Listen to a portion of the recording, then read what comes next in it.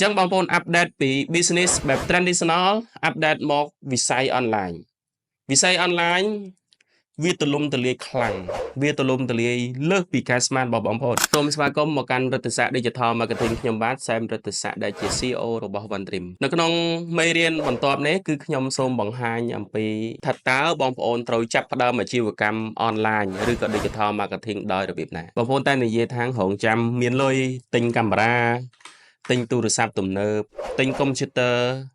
ចំណាយលុយទៅរៀនសិនអីសិនសពបែបយ៉ាងទាំងអស់បានបងប្អូនហ៊ានចាប់ផ្ដើមអាជីវកម្មអនឡាញទាំងដែលបងប្អូនខ្លួនឯងនឹងជាអ្នកលក់មានអាជីវកម្មខ្លួនឯងនៅក្នុងដៃអ្នកទាំងអស់គ្នាចង់ណាឃើញគេរកស៊ីអនឡាញនឹងគឺចង់មែនតើចង់ចាប់ផ្ដើមចង់ធ្វើយ៉ាងម៉េចឲ្យការធ្វើទីផ្សារអនឡាញមានប្រសិទ្ធភាពចង់ធ្វើយ៉ាងម៉េចឲ្យខ្លួនឯងនឹងអាចលក់អនឡាញដូចគេឧទាហរណ៍បងប្អូនមាន product មួយនៅក្នុងដៃខ្ញុំនិយាយសម្រាប់បងដែលជាម្ចាស់អាជីវកម្មតែអត់ហ៊ានធ្វើទីផ្សារអនឡាញឬក៏ធ្វើទីផ្សារអនឡាញដែរតែអត់ត្រូវគោលដៅឬក៏អត់ចំចំណុចការធ្វើទីផ្សារអនឡាញបងដែលជាម្ចាស់អាជីវកម្មទាំងឡាយគឺជួបបញ្ហាវិបត្តិទី1ជួលគេកាន់អត់មានប្រសិទ្ធភាពទេគេអត់យល់ពី process របស់ business យើងគេអត់យល់អំពីដំណើរការរបស់ business យើងឲ្យបានត្រឹមត្រូវទេទី2ធ្វើខ្លួនឯងអត់ចេះដឹងគួរចាប់ផ្ដើមពីចំណុចណាអត់ដឹងគួររៀនធ្វើពីបែបណារៀបពេកក៏រៀបមិនបានត្រឹមត្រូវធ្វើ content ក៏ធ្វើមិនបានល្អ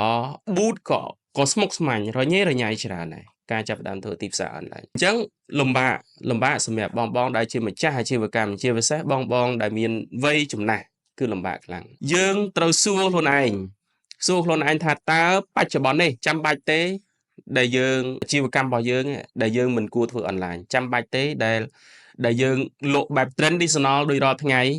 បងប្អូនបើកហាងបើកតូបជួលហាងជួលតូបឲ្យលក់ទៅ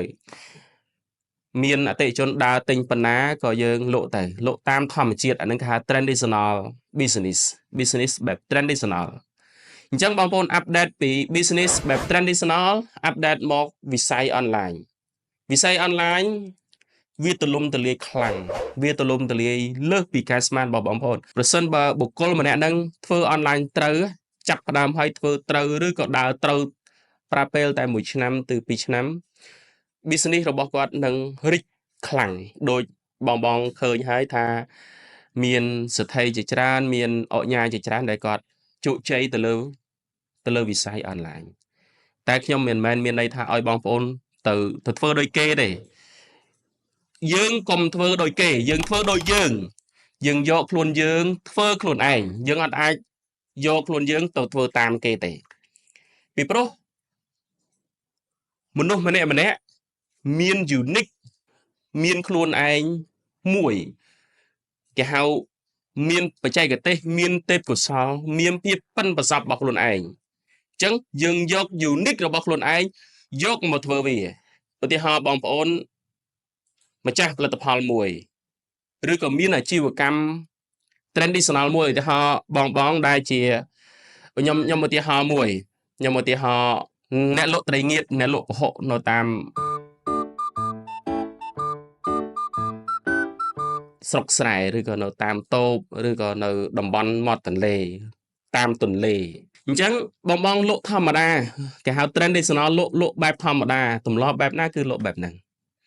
អញ្ចឹងក្នុងមួយថ្ងៃរកចំណូលបានត្រឹមតែ1លានរៀល2លានរៀល1000 2000តាមអ្វីដែលបងប្អូនរកបាន